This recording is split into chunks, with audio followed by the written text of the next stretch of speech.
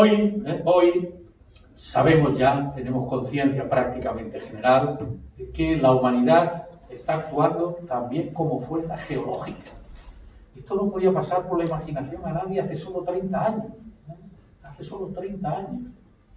Que ya se pueden ver como consecuencia de nuestros vertederos y nuestros desechos en zonas marítimas y en zonas de tierra, se puede ver que ya tenemos, si esto permanece como está hoy, dentro de 300, 500, 1000, 10.000 años, si existe la especie humana o una especie inteligente que estudie geología, verá estratos geológicos que son consecuencias precisamente de nuestra tarea. Bien, esta nueva edad, el antropoceno, está marcada por la huella humana sobre el planeta. Todos han visto, no de esta intensidad, todos han podido ver en la última época en España lo que ha sucedido como consecuencia de un vertedero en el País Vasco.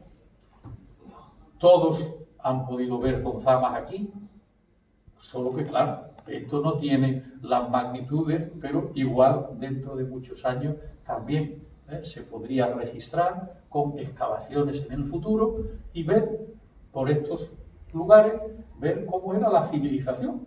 Lo que estamos estudiando ahora con los neandertales, o con el Homo erectus o el Homo erectus, a ver qué es lo que quedan en sus yacimientos. Pues tenemos ya cuestiones de esta naturaleza como en los fondos del mar. En fin, podríamos estar algunos ya mineralizados, algunos de nuestras consecuencias, como la aurita, que es un mineral ya mineralizado, de restos precisamente de la civilización humana. Bien, no hay ninguna duda desde ninguna de las ciencias con las que se puede tratar este tema. Bien, las emisiones mundiales, en el momento más o menos actual, ya lo vemos ahí el punto de digresión, el 2019-2020, si esto sigue así, siendo muy optimista, seguiría esa línea creciente en cuanto a las emisiones de gas de efecto invernadero, o la intención sería nada menos que pretender bajar la emisión de gases hasta los niveles iniciales del desarrollo. Esto hoy es quimera. En el año 2015 ha hecho una referencia el profesor Calvo a los acuerdos de París, que es lo que yo quiero centrar ahora de esta otra parte. Hoy se sabe, no se cree, también lo creen muchos y lo descreen unos poquitos, cada vez menos, solo que a lo mejor cada día quieren hacer más ruido, visto que ya hoy las empresas están haciendo su ruido porque saben que pueden ganar tanto dinero o más dedicándose ya a las industrias verdes, etcétera, etcétera, que a las tradicionales. Eso ya no hace falta que los convirtamos.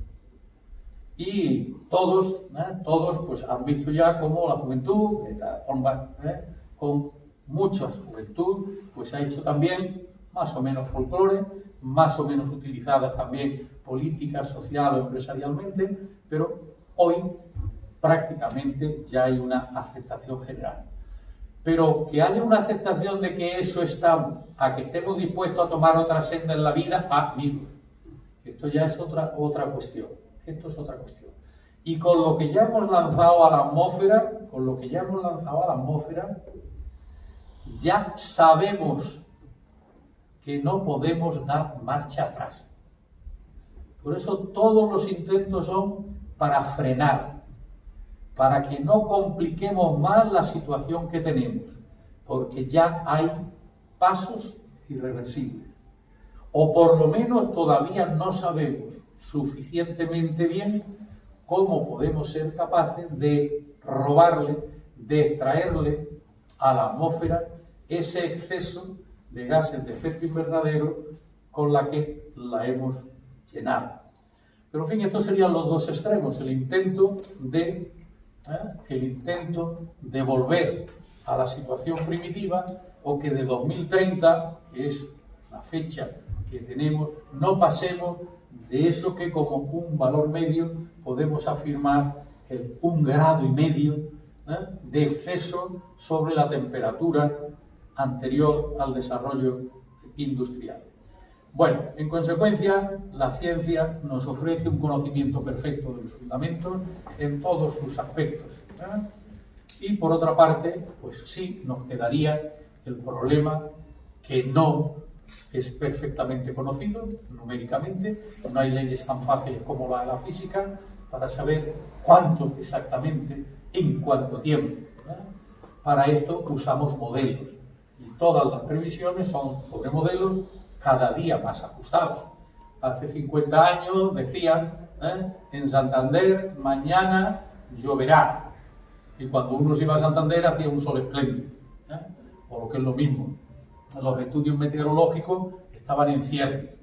La hostelería santanderina, pues si yo os contara en todos los veranos que estoy allí, cómo se ha venido enfrentando, hoy pues prácticamente con 7 días o 10 días ya los errores son muy pequeñitos. En esta tesitura se está en este tema también.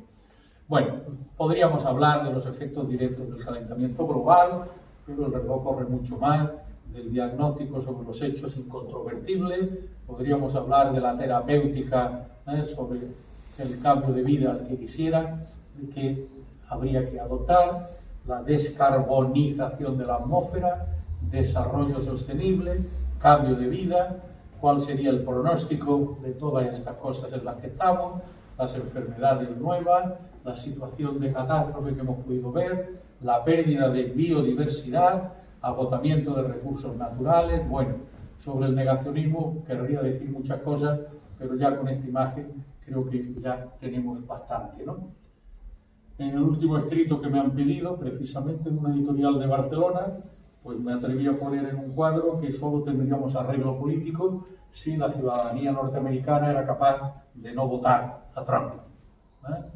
No solo publicado, sino además en un recuadro. Sí, independientemente para que conectemos un poquito con el principio, para todos aquellos creyentes y que estén en contra del aborto, pues mirad ahí cómo el católico Biden pues no tiene problemas con aceptar el aborto, y sin embargo Trump pues ha adoptado una actitud completamente contraria. A eso que me refería antes de las situaciones en las que pueden encontrarse unos u otros, y así podríamos tener ejemplos. Pero aquí estamos hablando del calentamiento global, En este punto, pues vamos entonces muy rápidamente. Bueno, yo creo que se le puede llamar capitaloceno al sistema que tenemos, pero vamos corriendo, pasamos mucho.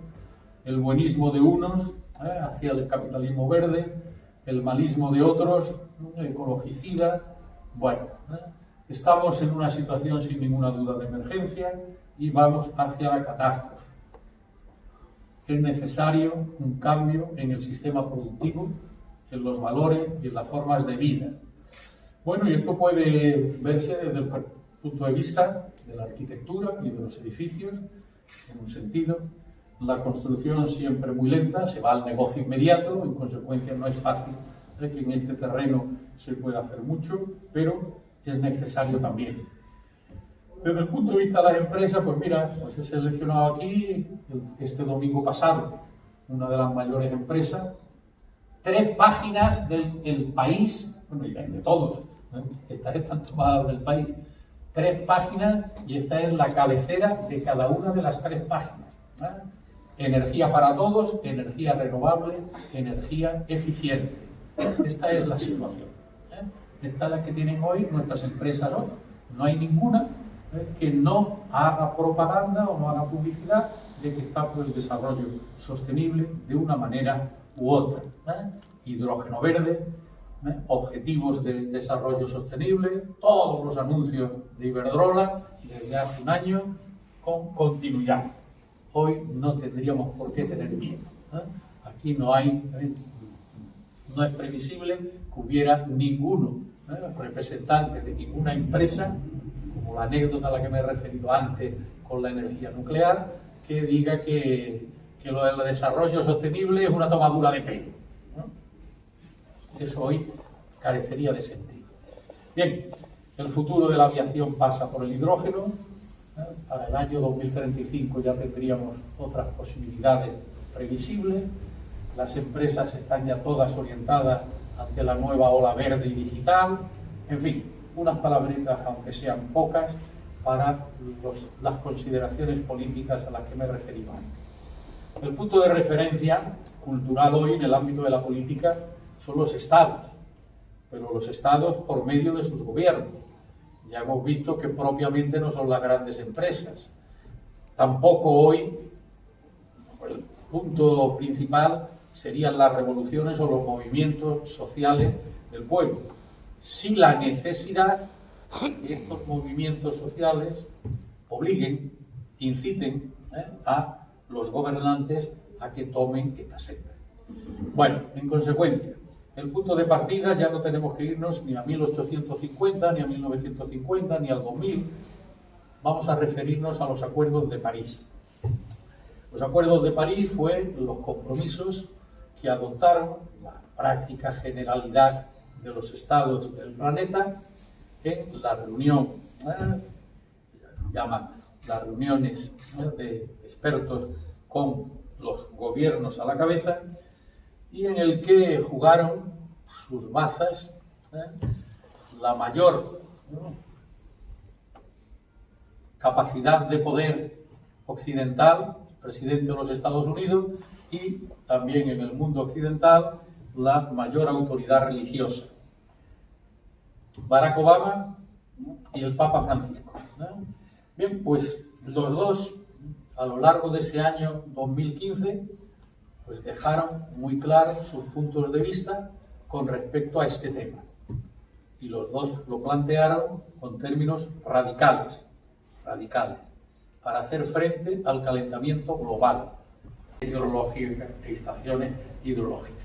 Bien, pues desde que tenemos conocimiento cierto de las temperaturas distribuidas por todo el globo, hoy sabemos que como mínimo sobre la temperatura media que correspondería tener en este momento, estamos ya, si no lo hemos superado, muy próximos a lo que llamamos como referencia 1,5 grados por encima de la temperatura media anterior al desarrollo industrial. Todo esto a mí me gusta reflexionarlo desde la perspectiva para que veamos cómo podríamos analizar, criticar, meditar acerca del desarrollo. Estamos desde finales del siglo XVIII, desde la Ilustración, con el gran empujón que dio la ciencia y la técnica asociada a la ciencia, con el mito del progreso indefinido. El mito del progreso indefinido, gracias al conocimiento científico y a la capacidad tecnológica que íbamos asociando a ese conocimiento científico. Bueno, esto hoy ha entrado en crisis. Hoy son muy pocas las personas que pueden pensar que estamos en un estadio dentro de esta línea del progreso indefinido. Hoy hay clara conciencia de que estamos en crisis y de que si no se pone remedio, y en la medida que puedan tener remedio nuestras actuaciones, pues difícilmente podríamos seguir hablando de progreso en las generaciones futuras o próximas. Bueno, y el otro nivel, el otro aspecto que también está llamando mucho la atención, aunque de momento todavía no se pone claramente de manifiesto, pues es la elevación del nivel del mar, que como hemos visto antes, y por eso no insisto más, pues ciertamente no solo se está temiendo lo por venir, sino que se están viendo ya sus efectos en demasiados lugares.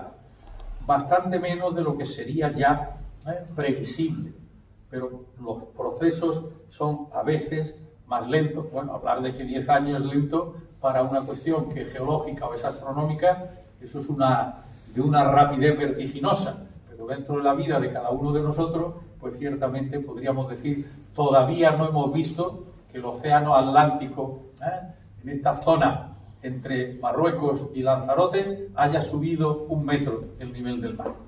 No, ni es posible, espero que no, que llegue a 1 metro en ningún sitio. En otros lugares, pues ingenieros de caminos y arquitectos, como creo haber dicho en alguna ocasión, pues se podría estar enormemente feliz, porque si lo que hay es que elevar toda la ciudad de Venecia, pues igual que hemos elevado ya tantas cosas, pues una manera de tener trabajo extraordinaria. O sea que por ahí, como todo, siempre hay otra cara de los fenómenos, como el poner playas en el océano Ártico. Bueno, esta mañana yo he podido ver que hay gente bañándose aquí, en el reducto. Pues sin ninguna duda habría algún voluntario a bañarse en la costa que nos deje el norte de Siberia, una vez que ya se puede navegar durante bastantes meses por el océano glacial Ártico, lo cual significa no tener que doblar el Cabo de Buena Esperanza o significa no tener que coger el canal de Suez. Ya se están transportando por ahí precisamente como consecuencia del deshielo, en este caso ártico, para la navegación, como la búsqueda en el océano glacial Ártico de más cuantía, de mayor cuantía de combustibles fósiles para los que las grandes naciones que tendrían hacia allá hipotéticos derechos internacionales, pues quisieran comenzar la extracción, ¿no?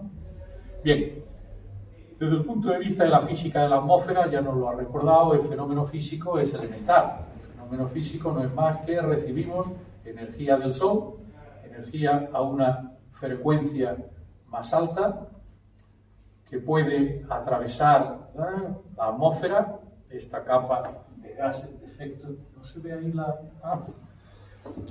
no se ve la síntesis, la radiación solar de mayor energía, mayor frecuencia, la ley de la física cuántica H por nu, directamente proporcional a la frecuencia. La radiatividad solar atraviesa mayoritariamente, casi en su totalidad, la atmósfera y calentaría el planeta Tierra. Pero hay una parte de esa que puede ser reflejada, la propia radiación solar, que es perfectamente medible con los instrumentos que tenemos hoy. Y otra puede reflejarse ya en la superficie de la Tierra. Pero lo significativo es la que calienta la Tierra. Esta directa, estas otras indirectas, que calientan más a la Tierra. La Tierra, como todo cuerpo, los nuestros también, emiten radiación electromagnética en función de la temperatura que tiene. La Tierra tiene una temperatura media, como hemos recordado, de 17 grados, gracias al efecto invernadero natural, que le correspondería, sin este efecto invernadero, tener menos 18 grados por su situación en el conjunto del sistema planetario.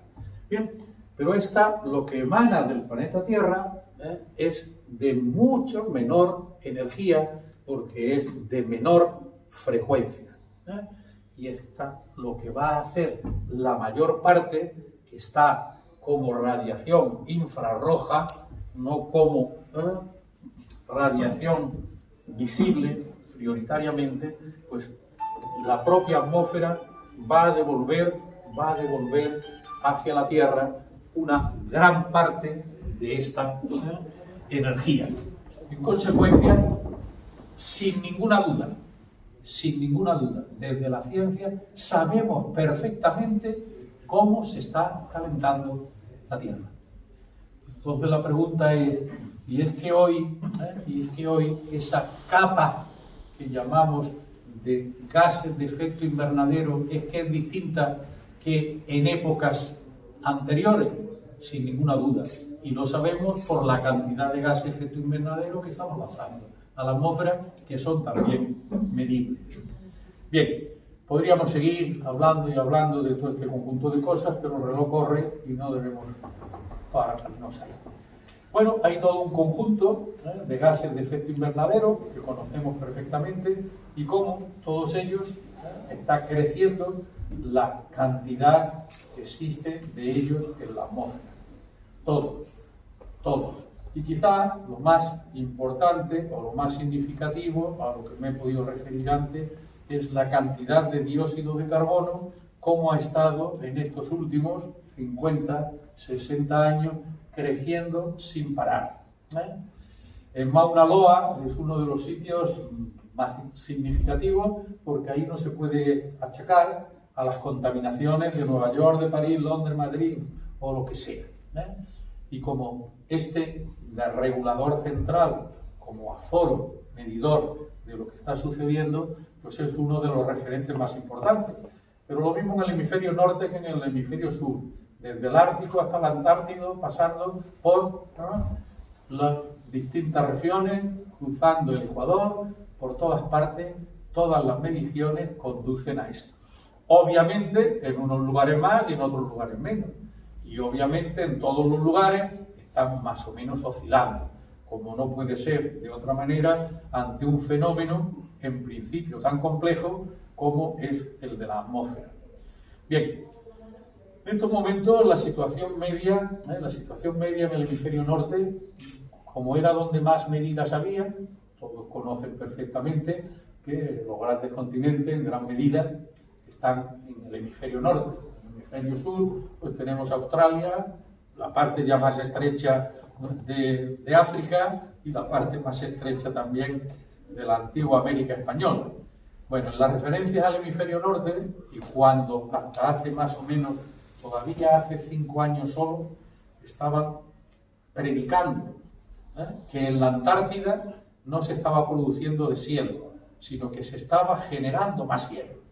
O sea, como una falsedad, eso ya hoy no se atreve a decirlo ningún científico. Pero hace 5 años todavía alguno que pretendía utilizar eso como consecuencia de que la mayor parte de las mediciones eran en el hemisferio norte. Bien, si de la física pasamos a la química, pues el asunto es enormemente sencillo. La radicalidad que nos indica la química. Esto se ve mediante el ciclo, podríamos también estar hablando mucho, pero bueno, lo fundamental, lo básico, el ciclo natural del anhídrido carbónico. Bueno, pues aquí teníamos este ciclo, como llamamos, lo que se producía en la respiración de plantas y animales y en los fuegos naturales, normalmente, últimamente ya no son naturales la inmensa mayoría de ellos, pues lanzaban dióxido de carbono, pero existía el que eran usados a su vez por las plantas verdes en la fotosíntesis. En consecuencia, la fundamentación radical de la química biológica sobre lo que le ocurre a la atmósfera es así de sencillo. Este es el tema.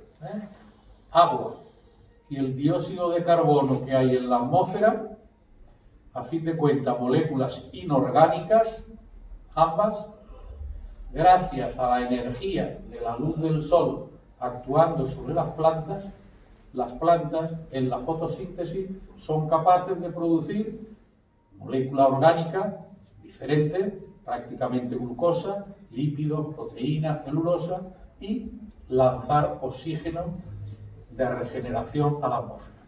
Esta es la químico-biología de la fotosíntesis de condiciones normales, para lo cual hace falta no enviar gases de efecto invernadero a la atmósfera y disponer de bosques en cuantía suficiente para que, bosques y plantas en general, claro, para que tenga lugar esta fotosíntesis que hace posible la limpieza de la atmósfera.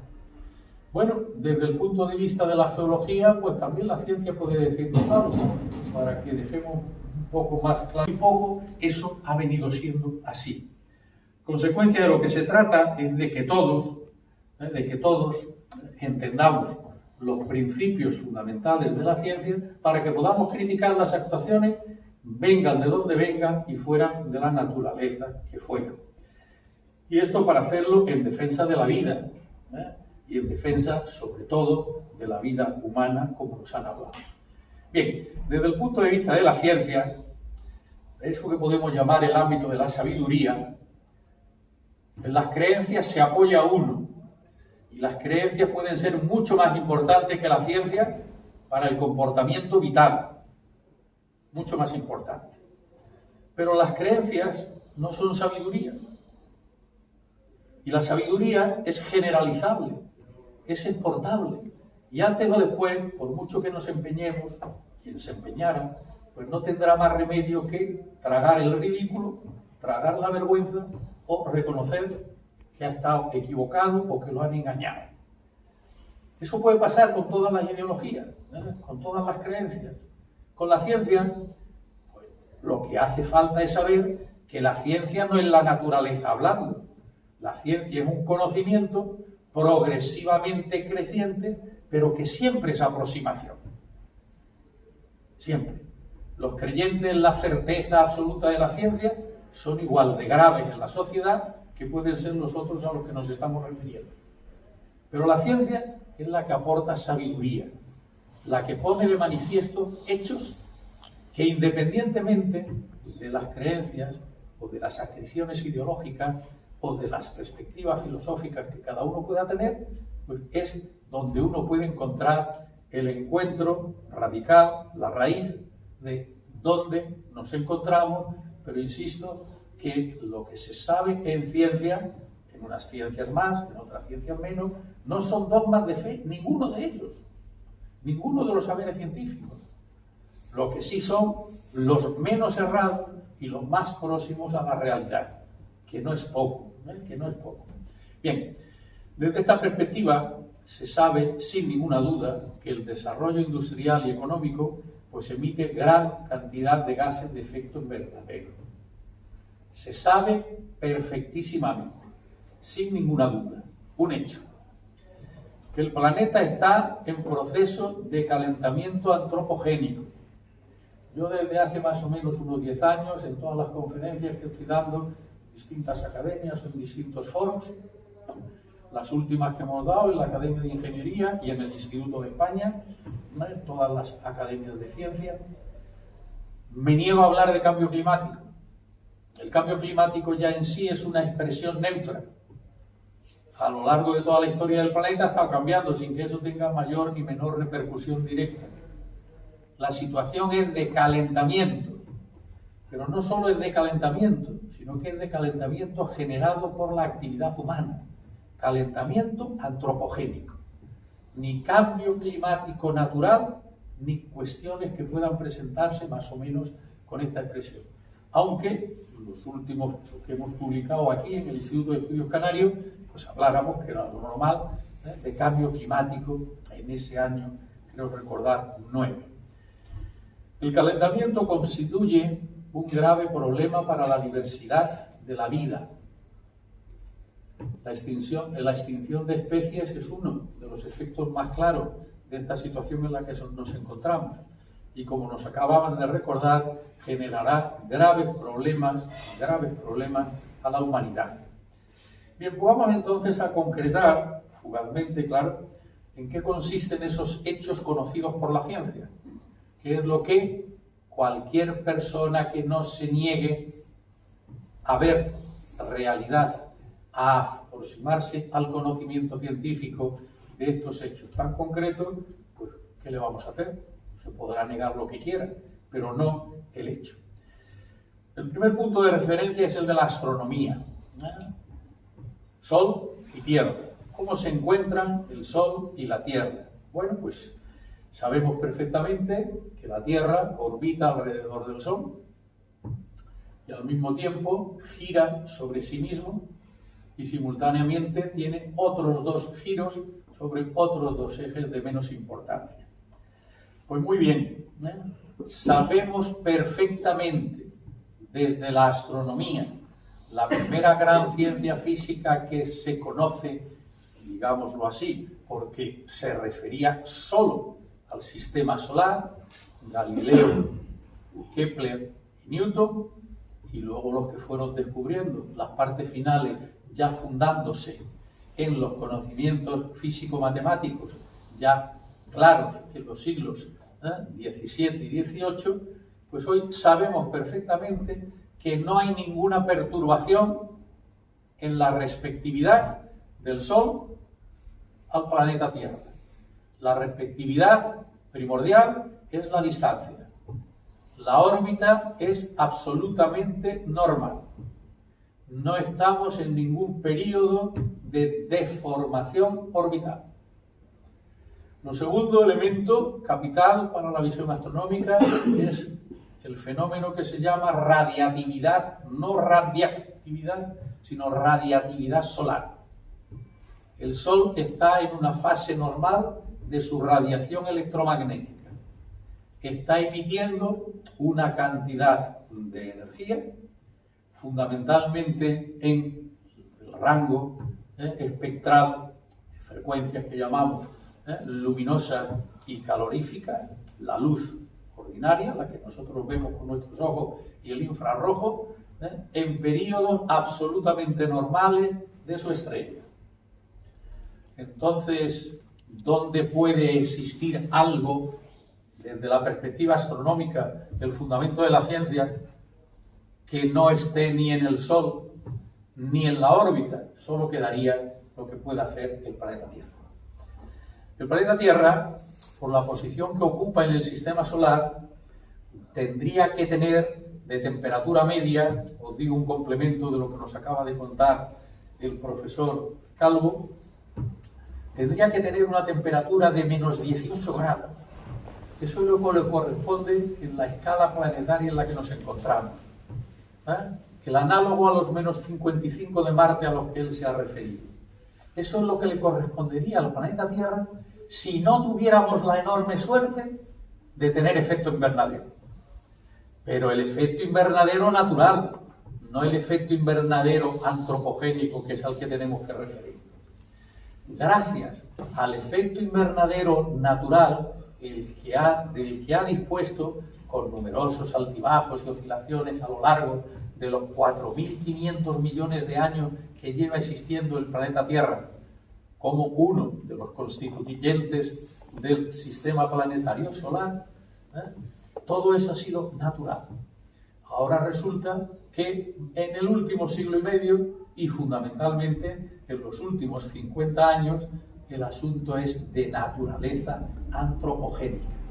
Es la actividad humana la causante de este calentamiento global antropogénico al que nos referimos. Porque hemos cambiado las condiciones de efecto invernadero natural, incrementándolo notablemente. Bueno, esto desde la perspectiva astronómica, que si dispusiéramos de más tiempo, pues les explicaría con más detalle todo lo que esto ha venido sucediendo y significando. Pero lo fundamental es que recuerden que no hay novedad astronómica de ningún tipo. Nadie se atreve hoy a decir que se debe a que el Sol tiene unas manchas solares más perturbadoras, unas emanaciones radiactivas más potentes, etc. No hay nada, ni en el Sol ni en la órbita.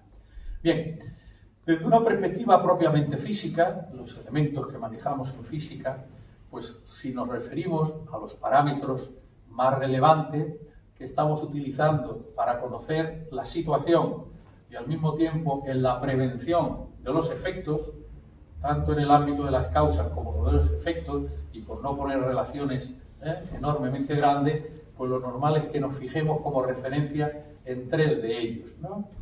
Uno primero y fundamental es el del dióxido de carbono, anhídrido carbónico o CO2, el tradicional, CO2, su concentración en la atmósfera. A lo largo de la historia, de toda la historia geológica, ha habido muchísimas perturbaciones. Si vemos lo que ha podido suceder, solo en los últimos 400 años hasta el presente, bueno, pues ha habido, claro, grandes oscilaciones de todo, como hemos tenido periodos más gélidos y periodos más calurosos. Bueno, lo que ha ocurrido, está ocurriendo en estos momentos finales, es que pocos llegó a subir de lo que llamamos como parámetro, el parámetro, la cantidad de partes por millón, en este caso de CO2, pues sobre 300 partes por millón. En estos momentos hemos superado con creces los 400, de media en el planeta. En el periódico de hoy de Madrid, 413 en el observatorio de la ciudad de Madrid. En otros lugares, bastante más. La otra cuestión importante, es la temperatura, el problema de la temperatura. Como ha habido grandes perturbaciones astronómicas y otras grandes en la situación y en las condiciones de la propia Tierra, no solo las del Sol, pues ha habido numerosas fases de gran calentamiento y otras de enfriamiento. En el momento actual, la temperatura, sin ninguna duda, y ahora lo podemos decir no con estudios más o menos de antropogenia, sino desde hace más o menos más de 150 años ya hay estaciones termométricas. Cuando yo tenía que hacer los estudios hidrológicos, con dificultades encontrábamos una estación hidrológica en una España bastante desarrollada en problemas de encauzamiento de ríos, de realización de embalses, etcétera, más allá del año 30. Desde el año 30 hacia acá prácticamente tenemos... Pero sobre todo que no nos olvidemos que hoy lo que pretendemos es recordar también la tarea ejemplar del doctor Molina Orosa, a quien dedicamos esta jornada. Esto no va. Esto no va. No sé lo que pasa aquí, pero no sé, pero no quieren funcionar. Parece que no hay manera. Muy bien. A modo de consideraciones previas, para centrar un poco en qué consiste nuestra actitud ante este tema, yo quisiera que de manera prudente, en la medida de lo posible, pues tuviéramos en cuenta, en primer lugar, que la actitud, como no, es de respeto a la sociedad y, en consecuencia, a un tema de esta naturaleza, yo quisiera que no existieran problemas de derechas y de izquierdas. El problema pertenece a otro ámbito de ideologías, de religiones, de actitudes o preferencias. A lo largo de la historia, temas de esta naturaleza pues han estado más o menos mezclados. Pero en cada coyuntura concreta de la historia, pues guste o no guste, se quiera o no se quiera, quedan determinados temas con un concreto apóstrofe, con un concreto asignación y con uno que, por defenderlo, ya va a predisponer a los contrarios o a los adversarios o a los otros a tomar una actitud contraria. La una y la otra, cuando son por razones políticas sin más, sin llegar más allá, pues las dos son más o menos inconsistentes y todo podrá depender de los bamboleos de la propia historia. Aquí no vamos a hablar nada ni de derecha ni de izquierda, aunque resulte, ciertamente, en el tema que pueda presentarse como si fuera de un u otro rumbo. Y esto porque hay conocimiento científico más que sobrado. Pero claro, los que llevamos ya 15 años tratando de este tema desde la ciencia, pues hoy la situación ciertamente ya es otra. Una inmensa mayoría, casi la práctica totalidad, la fuerza de la juventud emergente, hace que hoy incluso hasta las empresas, si ustedes ven los grandes periódicos y los menores de España o del mundo, hoy encontramos como las grandes empresas todas están a favor del desarrollo sostenible, todas, prácticamente todas, y las que no, en silencio. Ya hoy no hay ninguna gran empresa, al menos en España y en Europa, que no se ponga a la cabeza que está actuando en pro de la descarbonización del planeta, en pro del desarrollo sostenible, y que están orientando toda su producción industrial y toda su energía hacia esta nueva obligación que ocurre. O lo que es lo mismo, desde el punto de vista de la sensatez en cuanto a acuerdo con el conocimiento que la ciencia aporta a la humanidad en este momento, pues algo que no ocurría cuando estábamos enfrentándonos para que precisamente, en este caso, los poderes financieros y económicos tomaran esta senda, pues entonces no lo consentían, ¿eh? Y había que perturbar, masacrar, quitar posibilidades de investigación, negar, etcétera, como solo otros 20 años antes, cuando la humanidad decidió no más centrales nucleares, pues nos encontrábamos con que los grandes centros empresariales con centrales nucleares iban a boicotear todas las reuniones posibles en las que se hablara de no a las centrales nucleares, y eso que nos tocaba el momento histórico difícil de que había que decir no a los embalses o a las presas, porque había sido el gran logro de Paco el Hidráulico, su excelencia o el dictador, como cada uno quisiera llamarlo. Nos quedamos sin continuar, es verdad que quedaba poco, el desarrollo de la energía hidráulica, hidroeléctrica en este caso, en España, también por razones políticas. Bueno, pues en este momento, para tranquilidad, la mayor parte de las empresas, grandes economías y grandes financieras, están todas demostrando, haciendo publicidad y propaganda de sus acciones en pro del desarrollo sostenible. No es, por tanto, a ese mundo al que habría que convertir. Bien, en consecuencia, sí teníamos que hacernos la pregunta: ¿hay suficiente compromiso político público? El profesor Calvo pues ya ha hecho, ¿no?, unas cuantas manifestaciones positivas en este tema. Bien, por lo que corresponde, la situación de ingeniero dedicado a la ingeniería hidráulica, como he dicho antes, y de catedrático de física, pues supone como una responsabilidad en estos ámbitos, ¿verdad? En consecuencia, a eso se une pues ese otro gran honor, para el que no tenía ningún merecimiento, de ocupar el sillón 22 de la Real Academia Nacional de Medicina, hoy ya de España, de Arquitectura e Ingeniería Sanitaria, en el marco de la medicina social y la salud pública. Esto significa pues que ciertamente hay algo de responsabilidad, ¿no? Bien, vamos entonces a ver un poquito más en este marco que he llamado de consideraciones previas. En aviso con prudencia, por tanto, no quisiera que habláramos para nada o que pensáramos que estamos tratando de partidos, aunque, como no puede ser de otra manera, en determinados momentos serán unos determinados partidos los que puedan tomar unas determinadas banderas, como en este caso. Pero lo que sí tenemos que ver es seres humanos.